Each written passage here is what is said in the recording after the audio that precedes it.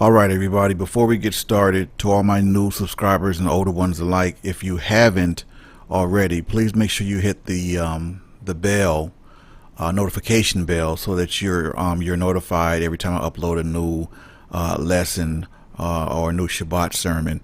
Okay, because I think I've been missing out on a lot of new supporters, and I've gotten comments that people aren't being notified of my videos being uploaded, so that'll help tremendously. So if you all just kind of make sure when you hit that subscribe button to make sure you hit that notification bell, so that you'll be notified once I upload a new video, I think we'll be all good from there. All right, on with today's lesson. Shalom elect. Good morning, good afternoon, and good evening, everyone. This is Dr. Ephraim. Today's date is June 14th, 2021. I'm saying Hayya by Yeshem, Yeshua, HaMashiach, Baruch Atah Adonai, for now and forever. Today's lesson, this lesson is more so out of interest and intrigue. It's not, it's not scripturally based. We're talking about the DNA of Neanderthals and Neanderthals existing. Well, this has always fascinated me, just like genetics, right? Because we know that Neanderthals existed because we have fossils. And not only that, but we actually have been able to extract DNA from Neanderthals. Now, Neanderthals were considered a subhuman species, if you will. But my question is, how can they be subhuman if we have humans walking around today with Neanderthal DNA? Makes no sense, right? So that's kind of mixed in with the whole, Charles Darwin theory of evolution. In other words, Darwinism, right? I don't know if many of you are familiar with the theory of evolution or Darwinism, but essentially Charles Darwin believed that from a natural selection process that humans evolved from apes. Yeah, I know, just to say it just sounds, you'd have to chuckle, right? It's like, how can humans have evolved from apes when we still have apes and we still have monkeys, right? So so that's just kind of crazy. But yeah, that's kind of in line with that. But here's the thing, as a believer or as a creationist, clearly, creationists believe that the world as we know it started with Adam. God created the heavens, the earth, and Adam was the first man. He fell asleep, took his rib, made Eve, so Eve was the first woman. You guys know the story, right? So to even say that or regurgitate that Charles Darwin theory of evolution to a creationist is kind of like a non-starter. But here's the thing: this is why I'm doing this lesson today on Neanderthals. A couple of reasons. Number one, because like I said, I've always been intrigued with the fact that we know and we have proof that Neanderthals existed and walked the earth because we have literally have bones and fossils of them.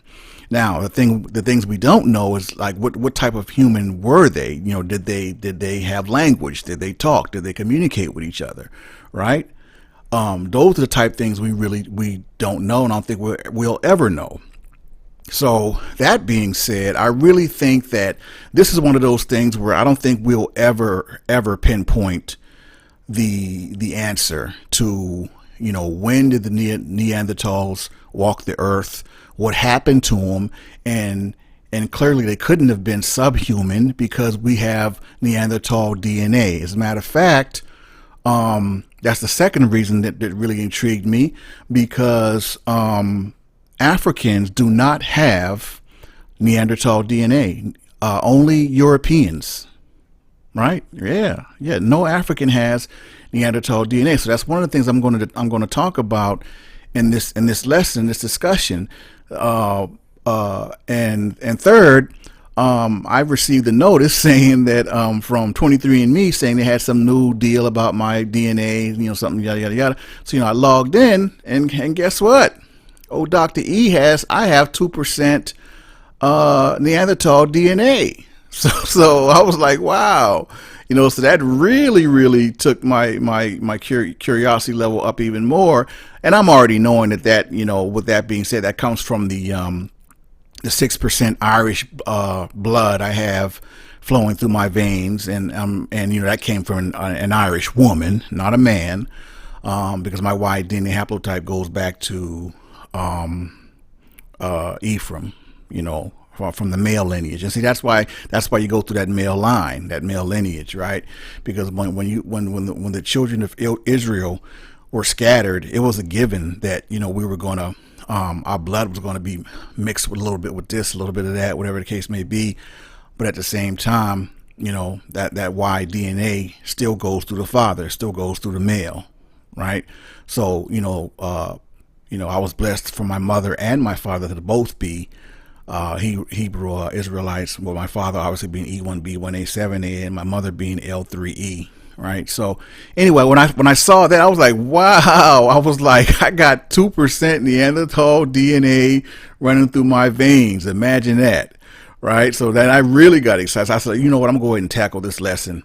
Go and get it out the way. I want to talk about this because that I found that really intriguing. And plus the fact that Africans and black people do not have that DNA, so that begs the question. So is there some truth and validity to white people kind of coming from the quote unquote caves of Europe, as we've always heard, right? Does that have something to do with that? Since they're the only ones that actually possess Neanderthal DNA, did white people some kind of way come from them, or is there some kind of tie-in with Neanderthals and Europeans, right? So anyway, we're going to get into all that. So I think it'll be a very interesting discussion. Like I said, it's not Torah or Tanakh based or scripture based, because it's just based on science, DNA, and just something really interesting to talk about. All right, so let's get it. Okay, my apologies. I read that incorrectly.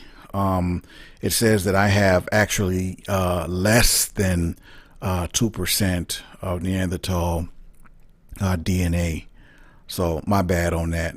I thought it was saying I had 2%, but it says I have less than 2%. So I would have to imagine that other Israelites would probably fall under the same category in terms of the amount of Neanderthal DNA that we all would possess collectively as a people. And then it begs the question, who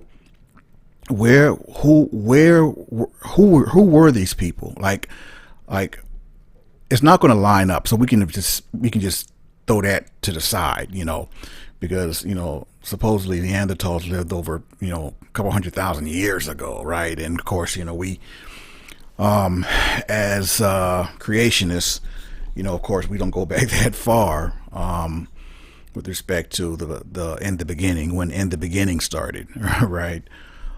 So we can just but I find it intriguing, because my thing is, and I'm not looking to kind of to verify anything or for anything to line up. That's not the purpose of this lesson or this study with this hypothesis.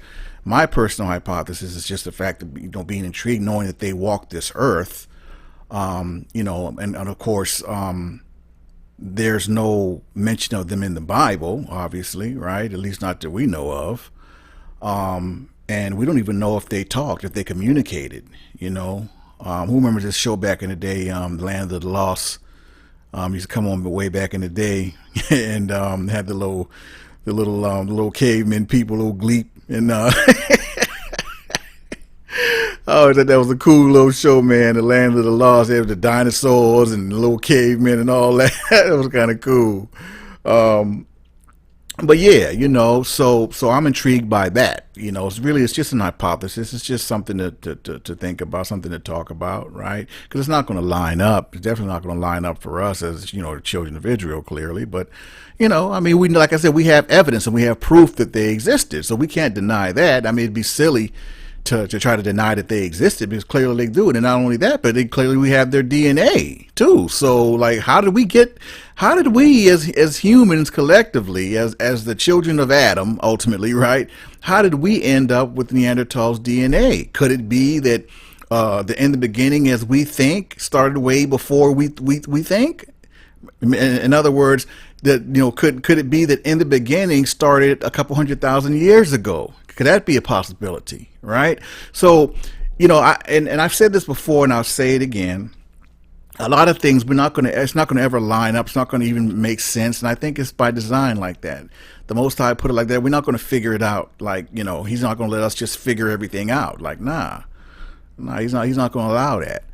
So only thing we can do is talk about it. Even to an extent, scientists debate, right? But what can't be debated is the fact that these so-called quote unquote cavemen, they did walk the earth. They existed, right? And it would appear to give some type of credence to Charles Darwin's theory of evolution. But the fact is, they weren't monkeys, though. They weren't apes, right? They had to have been human.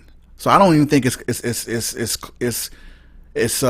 fair to even classify them as subhuman or a subspecies of human, because, well, if they're subspecies of human, what does that make us if we possess even the smallest percent of their DNA? Right? Last I checked, you can't interbreed human with something else and get a and make a baby or whatever the case may be. So that kind of pokes a hole in that theory of them being a subspecies of humans. Y'all following me? So anyway, we're gonna go ahead and let's see who were these Neanderthals and when they walked the earth, and let's see if we can uncover kind of what they did based on the fossil evidence we have and things of that nature.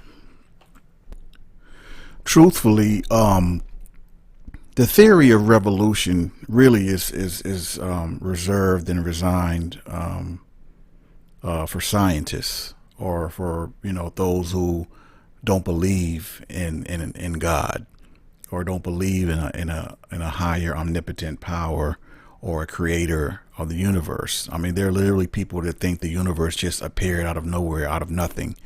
The people really believe that. And I guess they don't subscribe to the law of cause and effect like that, because if they did, they would know that that's just impossible. All right, nothing just appears out of nowhere. For every effect, there is a cause. Believe that. Okay, that's just the law of really, it's the law of common sense. But you have so-called scientists with these fancy degrees trying to get us to believe that men, as we know it, evolved from apes. Of course, that would be Darwinism, or men. The theory or the evolution of man is one of those things that's going to be debated till the end of time. I mean, even as a 5%er back in the day, our ideology with that is that the black man created himself out of triple stage darkness. Didn't say how the black man created himself. It just said that the black man created himself out of triple stage darkness. All right. So I guess that kind of falls under the ideology that, we came out of nothing, right? I don't believe that. You can look at just the way the human body is made up, the human anatomy, just how things work. There's no way.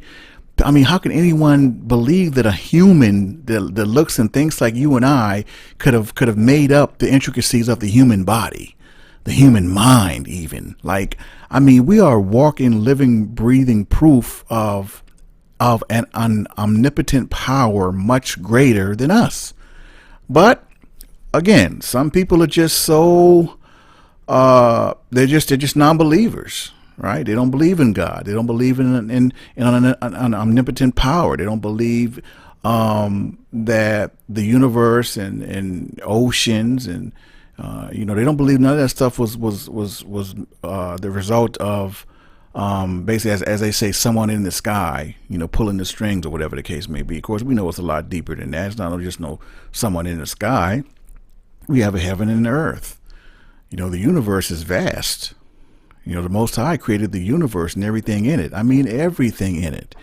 How many of you believe that there's life on other planets besides Earth? I do. I don't believe that I don't believe, I'm not arrogant enough to believe that Earth is the only planet that has life form on it. I don't. Not at all. I mean, I'm not a big, UFO theorist, nothing like that, but I do know that I do believe that UFOs exist. I do believe that powers much greater than us have done things on this earth. Look at this. Just look at the without going off on a tangent. Look at the eight wonders of the world. Look at the pyramids. You really think that men that look like me and you built those pyramids? There's no physical way, none. I mean, rather you believe that angels helped build those pyramids, or extraterrestrials, which angels are considered extraterrestrials in a definitive sense. The bottom line is there is no physical humanly way that men that look like, I don't care how advanced, Pi couldn't even build those pyramids. As with all of our so-called advanced technology, we cannot duplicate building a pyramid. What does that tell you? There's powers that operate historically, things that have happened, things that have, in this country, in this world, not just this country, in this world, that can't be explained, right? Because look at the Sphinx, right? Like we can just go, I can go on and on, all right, about the great wonders of things in history, and how it got to be, and things of that nature. But the bottom line is, scientists, this whole theory of evolution, or the evolution of man, that's for people who don't believe in God, essentially. So, this lesson does not apply to me, definitely doesn't apply to us as believers. Whether you're an Israelite or a Christian, we don't believe in the theory of evolution, right? And like I said, if we evolved from monkeys, how come we still have monkeys, right? Right? If that's the case, if we did evolve from monkeys, there wouldn't be no monkeys. And if we interbred with monkeys, we would be a whole different type of human being if we interbred with monkeys. So that, I don't even see how and why people even give that theory just any legitimacy at all. But anyway, enough of that. Let's go ahead and get into who and what are Neanderthals. Let's get it. All right. Neanderthals are an extinct species, or some scientists would call subspecies, of archaic humans who lived in Eurasia until about 40,000 years ago. Okay. So they most likely went extinct due to assimilation into the modern human genome, basically bred into extinction. Great climate change, disease, or a combination of these factors. They were fully replaced by early European modern humans. And in this, there is no doubt. It is unclear when the line of Neanderthals split from that of modern humans. Studies have produced various intervals ranging from 315,000 to more than 800,000 years ago. The time of divergence of Neanderthals from their ancestors is also unclear. The oldest potential Neanderthal bones date to 430,000 years ago, but the classification remains uncertain. Neanderthals are known from numerous fossils, like I mentioned earlier, especially from after 130,000 years ago. The type of specimen Neanderthal 1 was found in 1856 in the Neander Valley in present-day Germany. So I guess it's not lost on us that it was found in a European country, in Germany, right? Makes sense, lines up. After much debate over their validity, researchers, oh God, there you go, they want to debate everything. Man, man is a trip. Researchers depicted Neanderthals as primitive, stupid, and brutish for much of the early 20th century. Although knowledge and perception of them has markedly changed since then in the scientific community, the image of the unevolved caveman archetype remains prevalent in popular culture. Yes, that it does. Caveman. Got them clubbing women over the head with clubs and dragging them.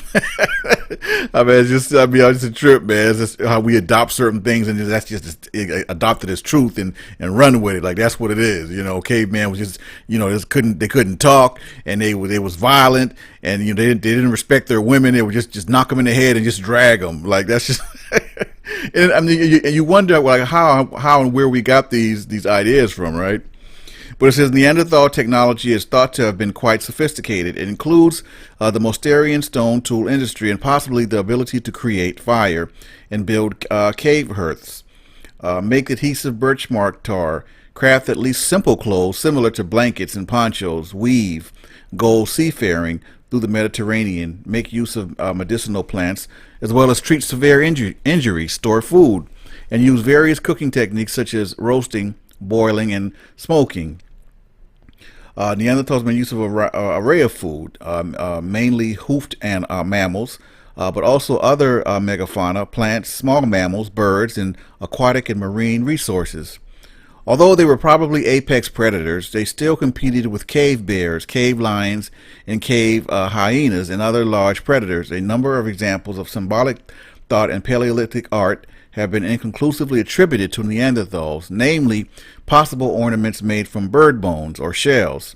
Collections of unusual objects include crystals and fossils, engravings, music production indicated by the Diev Bebe Flute, and Spanish cave painting contentiously dated to before 65,000 years ago. Some claims of religious beliefs have been made. Neanderthals were likely capable of speech, possibly articulate, although the complexity of their language is not known. We'll get into that in the next segment in terms of what scientists say how they communicated and if they were able to communicate by virtue of their the way they were set up their larynx and things of that nature. Compared with modern humans, Neanderthals had a more robust build and proportionally shorter limbs. Researchers often explain these features as adaptations to conserve heat in a cold climate, but they may have also been adaptations for sprinting in the warmer forested landscape that Neanderthals often inhabited. Nonetheless, they had cold-specific adaptations such as specialized body fat storage, and as enlarged nose to warm air, although the nose could have been caused by genetic drift.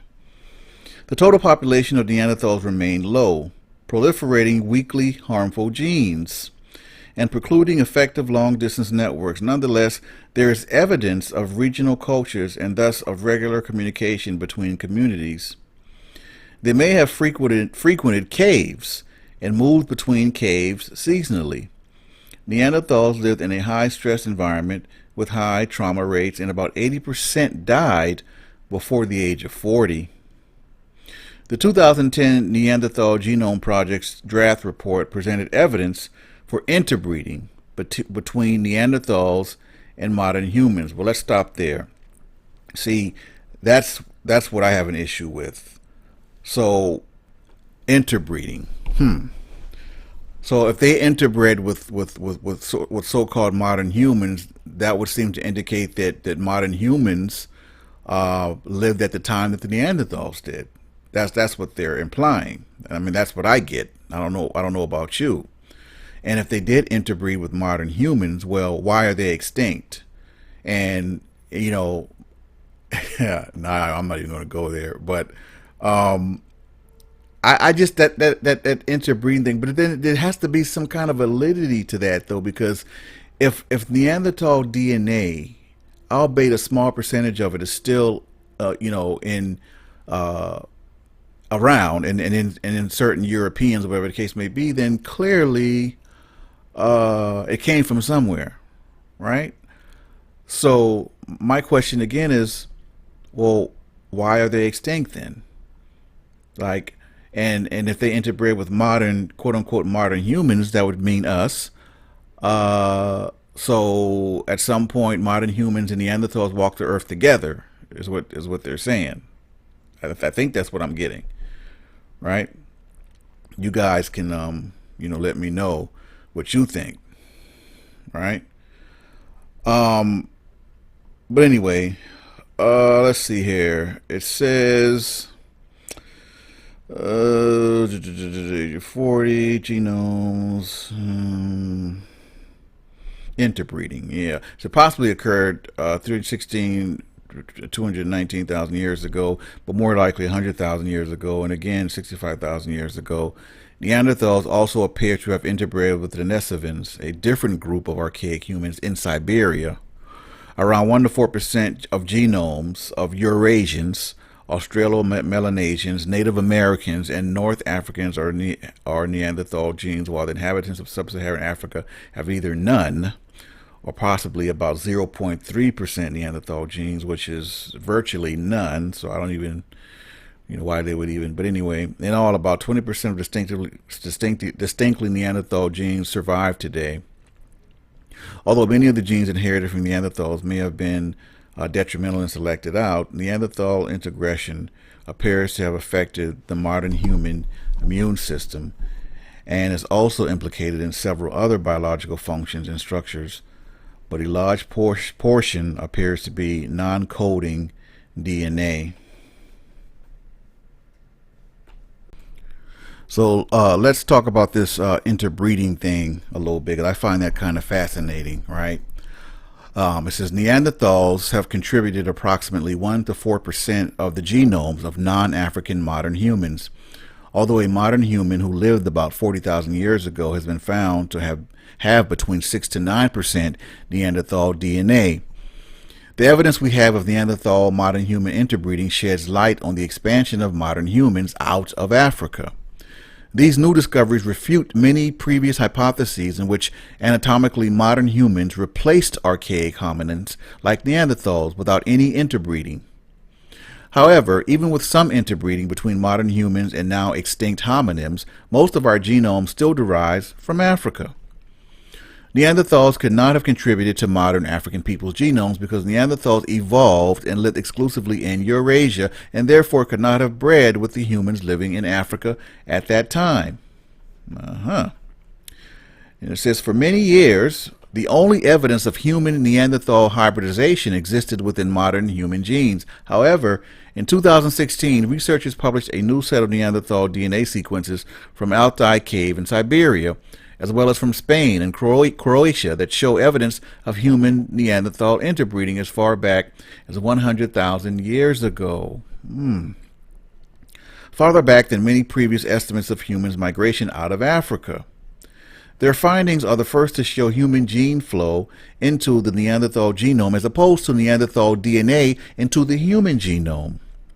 This data tells us that not only were human Neanderthal interbreeding events more frequent than previously thought, but also that an early migration of humans did in fact leave Africa before the population that survived and gave rise to all contemporary non-African modern humans. Wow, very, very interesting.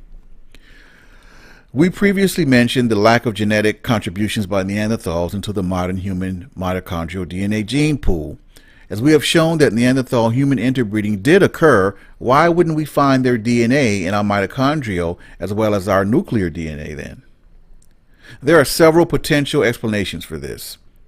It's possible that there were at one point modern humans who possessed the Neanderthal mitochondrial DNA, but that their lineages died out. It is also highly possible that Neanderthals did not contribute to the mitochondrial genome by virtue of the nature of human Neanderthal admixture. While we know that humans and Neanderthals bred, we have no way of knowing what the possible social or cultural context for such breeding would have been. Because mitochondrial DNA is passed exclusively from mother to offspring, if Neanderthal males were the only ones contributing to the human genome, their contributions would not be present in the mitochondrial line. Of course, that's common sense. It is also possible that while interbreeding between Neanderthal males and human females could have produced fertile offspring, interbreeding between Neanderthal females and modern human males might not have produced fertile offspring, which would mean that the Neanderthal mitochondrial DNA could not be passed down. Finally, it is possible that modern humans do carry at least one mitochondrial DNA lineage that Neanderthals contributed to our genome, but that we have not yet sequenced that lineage in either modern humans or Neanderthals. Any of these explanations could underlie the lack of Neanderthal mitochondrial DNA in modern human populations. So, my thing is this, right? Some scientists believe that Neanderthals, interbred with so-called quote-unquote modern humans, which would be us. And so that would seem to indicate that we were around much longer than what we thought. So that's a whole nother thing. I don't know. Like I said, I just think it's one of those things that we'll never really know. Um, it can be debated to the end of time. We just will never figure that out. But clearly, they walk this earth, and we have their DNA and fossils and things of that nature to prove that they did. So it would, like I said, it'd be foolish to try to deny that. It's just from the standpoint of scripture and the Bible and the Torah and the Tanakh. It's a big question mark with that. And I think maybe, I don't know, this sounds kind of simplified, but maybe just that the small percentage of their DNA that exists today, maybe that's just the Most High's way of letting us know that, hey, they were here for whatever reason. I just don't believe that whole interbreeding thing. I don't agree with that, because I think if a bunch of Neanderthals mated or procreated with modern humans, I think that the human race would look a lot different than what it does. So I just don't really believe that theory. And like I said, I don't want to simplify it, but I don't believe that theory that they interbred. All right. So anyway, moving right along, let's get to the fact: did these people, did they communicate? How did they communicate? Did they talk? Let's get to that. So you would think that rather they could form speech the way we can, or speak the way we can, you got to figure that they communicated definitely in some way, somehow, obviously. I mean, there are people that are deaf, that have sign language. There's ways to communicate without actually speaking, in other words. So I'm pretty sure that even if they couldn't form intelligent sentences or put words together like us, that they communicated in a way that they understood what each other meant. So let's kind of deal with that, 'cause that always kind of intrigued me too. Like they were always depicted as going like a caveman, like they couldn't talk, like they were just just kind of stupid, and just they couldn't talk, but they walked as we did. And so they made them seem like they were a cross between like an ape and a man or something. It was just kind of weird how history is always depicted them, especially like on TV and stuff. Like they were like little cavemen, like kind of like monkey men. They couldn't talk, but they could walk like us. And so anyway, let's see what this says about their language and how they spoke or whatever. In 1971, cognitive scientist Philip Lieberman reconstructed the Neanderthal vocal tract as similar to that of a newborn and incapable of producing nasal sounds, because they had a large mouth and thus lacked the necessity for a descended larynx to fit the entire tongue inside the mouth. He then concluded, this was his conclusion by his hypothesis, that they were anatomically unable to produce certain sounds and thus lacked the capacity for articulate speech, albeit still capable of speech at a level higher than non-human primates. However, the lack of a descended larynx does not necessarily equate to a reduced vowel capacity. The 1983 discovery of a Neanderthal hyoid bone used in speech production in humans in Kibara 2, which is almost identical to that of humans, suggests that Neanderthals were capable of speech, and the ancestral Sema de los Eos hominins had human-like hyoid and air bones, which could suggest the early evolution of the modern human vocal apparatus. However, the hyoid does not definitively provide insight into vocal tract anatomy. Subsequent studies reconstruct the Neanderthal vocal apparatus as comparable to that of modern humans with a similar vocal repertoire. In 2015, Lieberman stated that Neanderthals were capable of Sinatical language, although nonetheless incapable of mastering any human dialect. The degree of language complexity is difficult to establish, but given that Neanderthals achieved some technical and cultural complexity and interbred with humans, it is reasonable to assume they were at least fairly articulate, comparable to modern humans. A somewhat complex language, possibly using syntax, was likely necessary to survive in their harsh environment, with Neanderthals needing to communicate about topics such as locations, hunting and gathering, and tool-making techniques. The FOXP gene in modern humans is associated with speech and language development. FOXP2 was present in Neanderthals, but not the gene's modern human variant.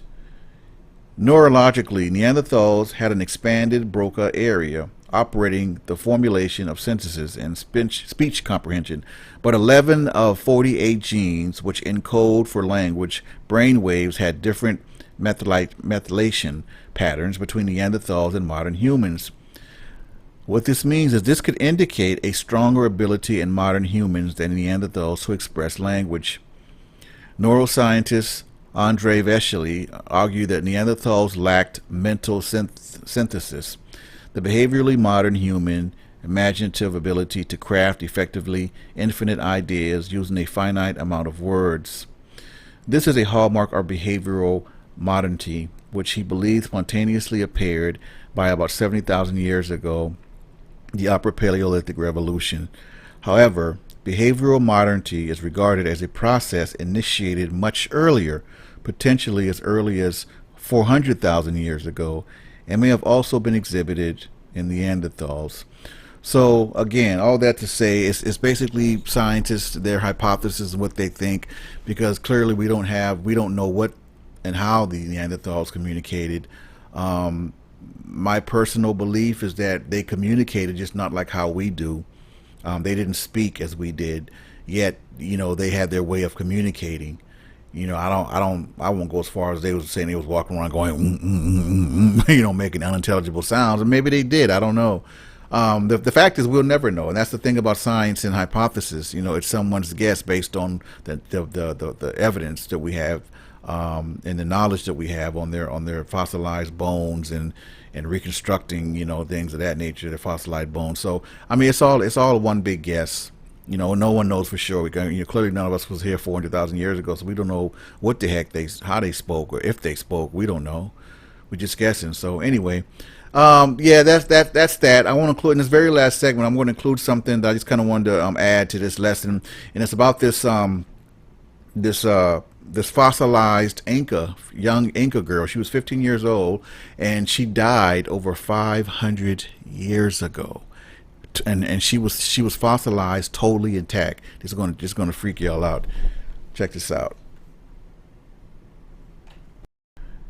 All right, and in this section, not only did I find it, fascinating, but it kind of what came to my mind is the fact that Native Americans being placed on that 12 tribe chart being Israel or whatever the case may be, and I'm not exactly sure where Native Americans came up out of, but I do know that they aren't Israel unless they have the Y DNA haplotype of Jacob, and they were savages. They really were. What really sparked my mind on this particular story I'm about to share with y'all is that this girl was actually sacrificed. They dealt with that a lot, and I'm going to deal with the scripture that the Most High says about child sacrifice, because clearly that was a thing right back then.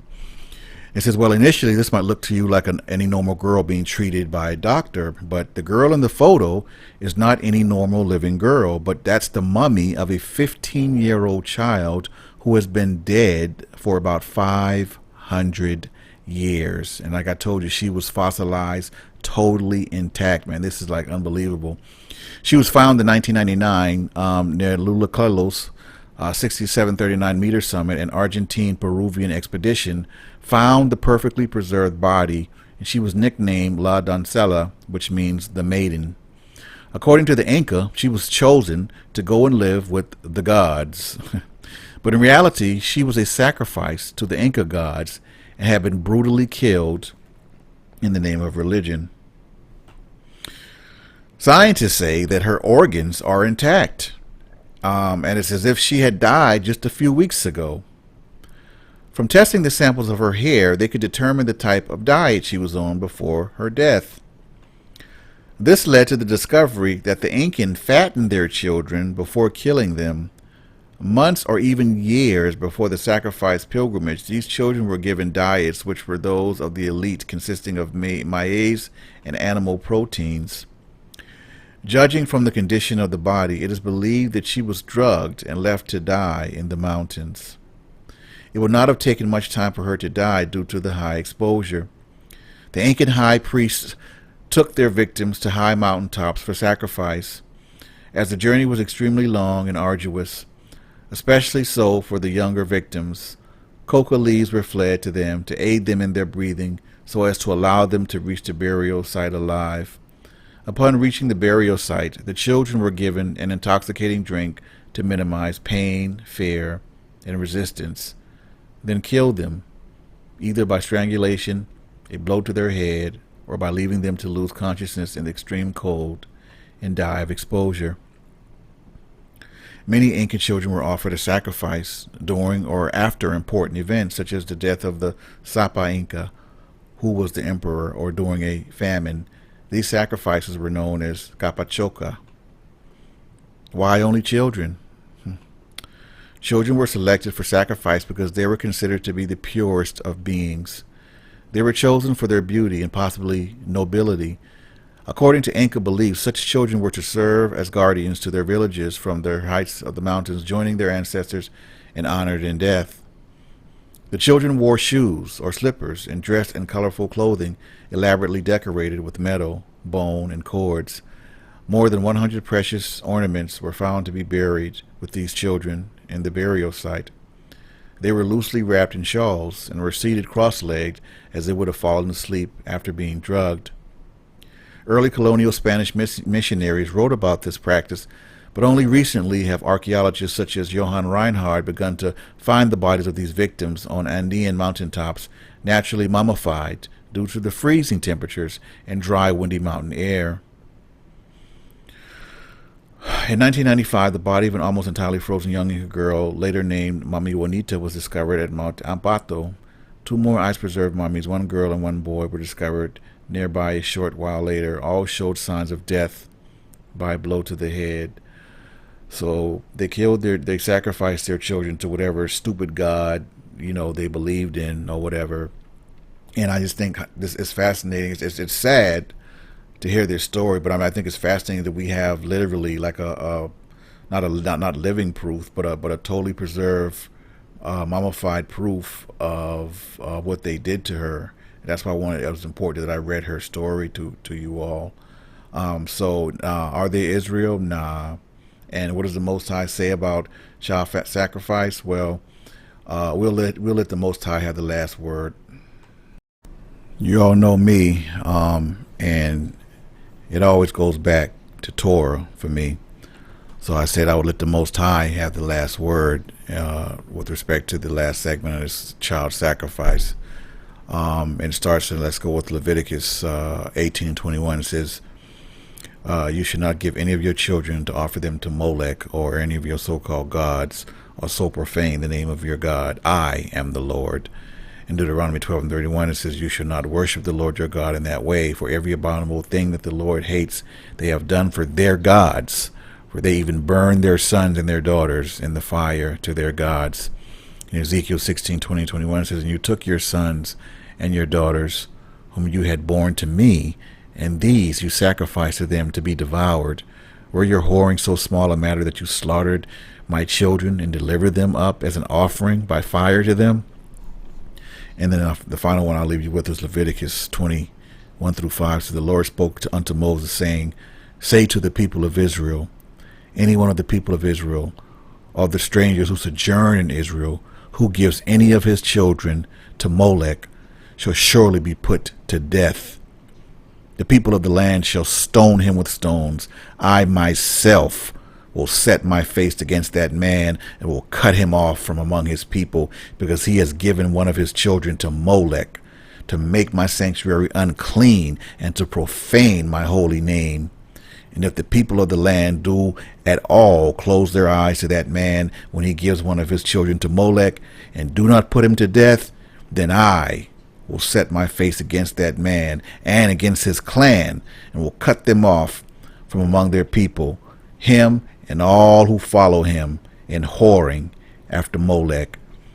And that was the Most High in first person.